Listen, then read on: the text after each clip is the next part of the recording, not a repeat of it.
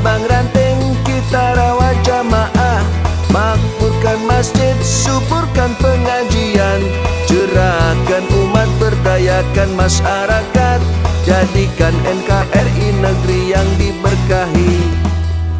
Assalamualaikum warahmatullahi wabarakatuh. Alhamdulillahirabbil alamin wal aqibatu lil muttaqin wala udwana illa 'alal zalimin. Asyhadu alla ilaha illallah wahdahu la syarikalah al malikul haqqul mubin wa asyhadu anna muhammadan abduhu wa rasuluh arsalahu rahmatan lil alamin. Allahumma sholli ala Muhammadin wa ala alihi wa ashabi ajmain. Pemirsa Mimbar Unima yang berbahagia, bagian ketiga dari pengkhidmatan Risalah Islam Berkemajuan adalah pengkhidmatan kemanusiaan. Dalam surat Al-Hujurat ayat 13, Allah Subhanahu wa taala berfirman, A'udzu billahi minasyaitonir rajim. Ya ayyuhan nas, inna khalaqnakum min dzakari wa untha wa ja'alnakum syu'uban wa qabaila lita'arafu. Inna akramakum indallahi atqakum. Yang artinya, wahai manusia, sesungguhnya kami menciptakan kalian dari laki-laki dan perempuan, kemudian berkembang biak, nak kemana menjadi banyak, ya. Lalu dijadikan berbangsa-bangsa dan bersuku-suku. Supaya apa? Supaya saling kenal mengenal. Sesungguhnya yang paling mulia di antara kamu di sisi Allah adalah yang paling bertakwa di antara kamu. Ayat ini merupakan ayat yang luar biasa. Jadi betapa Al-Quran itu sangat menghargai dan memberikan bimbingan kepada kita sekalian bahwa perbedaan di antara umat manusia itu suatu keniscayaan. Tetapi sekaligus Al-Quran memberikan bimbingan bahwa perbedaan itu bukan dijadikan dasar untuk saling bermusuhan, tetapi lita'arofu, supaya saling mengenal, saling bertegur sapa. Jadi manusia sengaja diciptakan berbeda supaya mereka saling bertegur sapa. Bertegur sapa itu tidak sekedar mengucapkan say hello ketika bertemu, tetapi juga berdialog secara kebudayaan, saling menguatkan secara ekonomi, tolong menolong dalam kehidupan sehari-hari dan seterusnya. Itu perwujudan dari saling bertegur sapa. Dan yang paling mulia di antara kamu di sisi Allah adalah yang paling bertakwa. Artinya, kemuliaan hidup seseorang itu di mata Allah tidak ditentukan oleh faktor-faktor primordial, tetapi ditentukan oleh kualitas pribadinya. Nah, kualitas baik ditinjau dari aspek teologis maupun dari aspek sosiologis. Itu yang paling mulia di sisi Allah adalah mereka yang seperti itu. Yang secara teologis dia menjadi orang yang kuat imannya, tekun ibadahnya, dan bagus akhlaknya. Secara sosial dia paling bermanfaat hidupnya bagi masyarakat. Nah, itulah orang yang mulia di hadapan Allah. Nah, oleh karena itu Muhammadiyah sudah berperan nyata dalam rangka mewujudkan bimbingan dan petunjuk dari Allah dalam surat Al-Hujurat ayat 13 itu. Banyak hal yang sudah dilakukan dan akan terus dilakukan. Yang pertama adalah pengentasan kemiskinan. Ya. Jadi Muhammadiyah itu anti kemiskinan tapi pro orang miskin, atau pro orang miskin tapi anti kemiskinan. Nah, jadi Muhammadiyah dari dulu sangat punya kepedulian terhadap orang miskin. Dengan cara apa? Dengan cara memberdayakan mereka agar bisa terentaskan dari kondisi kemiskinannya, sehingga mereka punya rasa percaya diri yang tinggi di dalam hidup bermasyarakat. Kemudian yang kedua, pemberdayaan perempuan. Nah, selama ini diskusi tentang persamaan gender, wah itu panjang sekali diskusinya. Tapi Muhammadiyah bukan hanya diskusi, tapi sudah mempraktekkan, memberi peran yang proporsional terhadap kaum perempuan. Bahkan mendirikan organisasi otonom khusus perempuan, yakni Aisyah dan Nasihatul Aisyah. Bahkan Aisyah menjadi organisasi perempuan pertama yang punya perguruan tinggi dengan berbagai universitas Aisyah, bahkan juga punya rumah sakit Aisyah.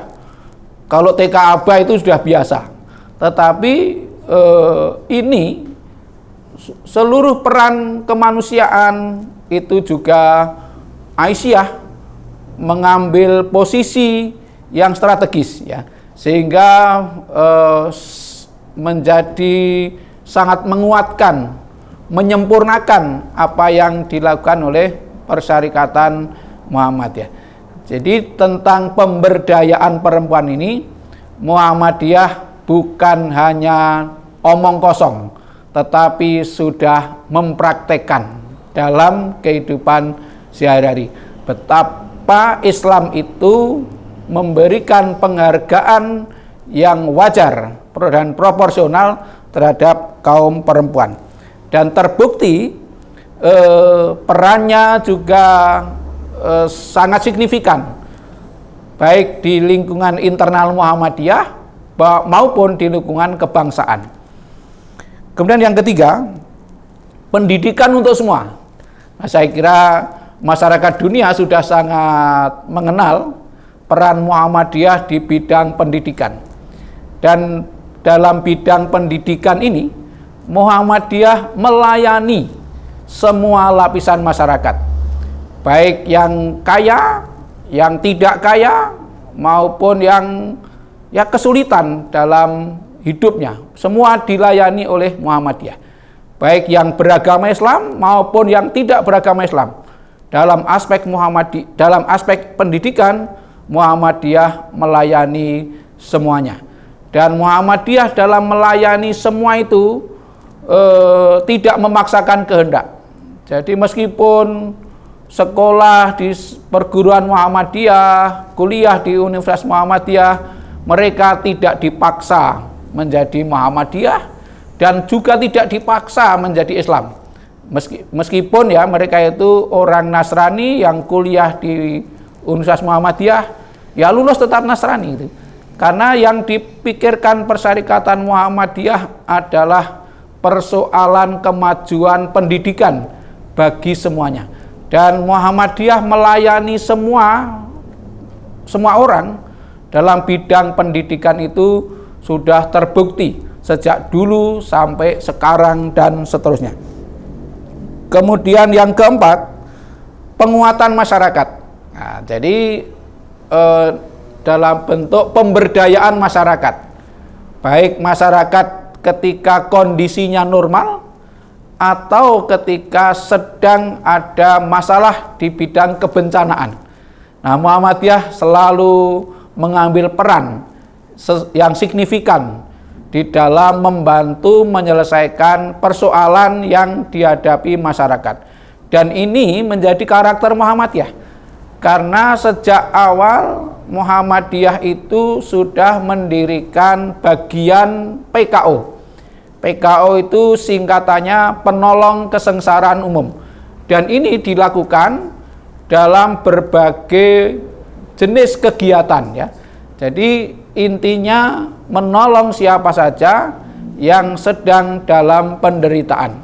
Baik penderitaan karena bencana alam, bencana ekonomi, maupun karena persoalan-persoalan yang lainnya. Kemudian yang kelima, penanggulangan bencana.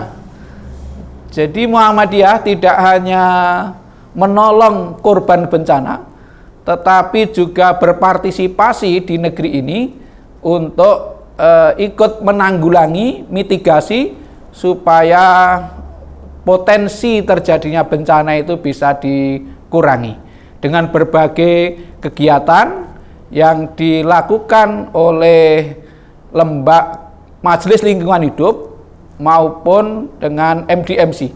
Semuanya itu bekerja sama untuk ikhtiar meminimalkan potensi terjadinya bencana. Kemudian yang keenam, pelayanan kesehatan. Sama dengan pendidikan. Pelayanan kesehatan ini juga dilakukan bagi semua orang, ya. Semua orang yang sakit itu dilayani oleh rumah sakit dan klinik Persyarikatan Muhammadiyah dan juga Aisyah. Mereka semua dilayani, tidak pandang bulu, tidak pandang agama, dan seterusnya. Semua dilayani, syaratnya satu saja, yakni sakit, ya. Nah, semua yang sakit dilayani oleh klinik dan rumah sakit Muhammadiyah. Dan ingat, Muhammadiyah mendirikan rumah sakit itu tidak semata-mata untuk menyembuhkan orang sakit, tetapi juga untuk kepentingan dakwah. Termasuk yang lain-lain saya sebutkan tadi, semuanya juga untuk kepentingan dakwah. Khusus rumah sakit ini saya akan sampaikan salah satunya karena pada waktu dulu masyarakat kita masih punya pandangan bahwa orang itu kalau sakit karena ketemplean demit. Ketemplean demit itu apa ya? Karena faktor magis gitu. Nah, Muhammadiyah tidak mencela masyarakat yang masih punya pandangan seperti itu. Sebab kalau dicela nanti dakwahnya tidak akan sampai. Tetapi Muhammadiyah memberikan alternatif. Nah, maka lama-lama orang punya kesadaran bahwa sakit itu urusan medis, bukan urusan magis. Jadi perlu saya sampaikan, dalam pengkhidmatan kemanusiaan itu Muhammadiyah tidak pernah mencela atau memusuhi siapapun yang pandangan hidupnya itu belum sejalan dengan ajaran Islam. Tetapi Muhammadiyah memberikan alternatif sehingga pola pikir dan pola hidupnya bisa berubah dan lebih benar dipandang dari sudut agama Islam.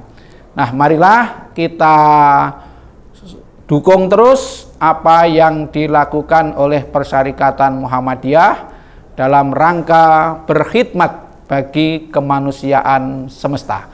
Mudah-mudahan bermanfaat. Billahi taufik wal hidayah. Wassalamualaikum warahmatullahi wabarakatuh.